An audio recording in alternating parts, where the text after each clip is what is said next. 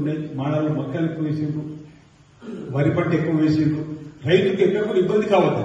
ఈరోజు శాస్త్రజ్ఞులేమో నరేంద్ర మోడీ గారు కూడా మన్ కీ బాత్ లో ఉన్నాడు, ఎకరానికి ఒకటి బస్తా వేయమని వాడని చెప్పే మాట.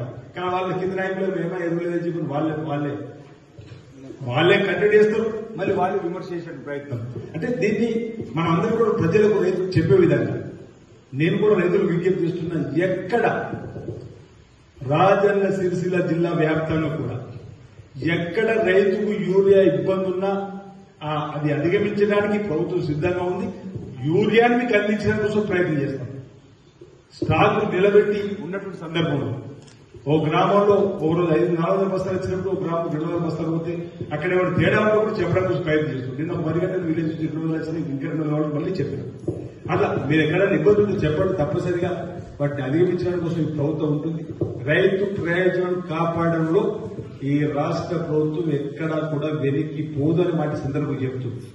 యూరియా కేంద్ర ప్రభుత్వం ద్వారా సరఫరా కావాలి, అనుకున్న సమయానికి అనుకున్నంత వాళ్ళు పంపకపోవడం వల్ల జరుగుతున్న ఇబ్బందిని ఈరోజు అధికారులు కూడా కసరత్తు చేస్తా ఉన్నారు. అధికారులు కూడా ఎక్కడికెక్కడ ఎలాంటి ఇబ్బంది చేయకుండా జరుగుతూ ఉంది. అక్కడక్కడ రాజకీయంగా పొలిటికల్ ఇమేజ్ కొరకు, పొలిటికల్ దాని కొరకు రాగానే రైతులు ఉంటే రైతులతో ముంగడి చొక్కొని నిలబడి నిజంగా రైతు మాట్లాడినట్టు అర్థం చేసుకుంటాం.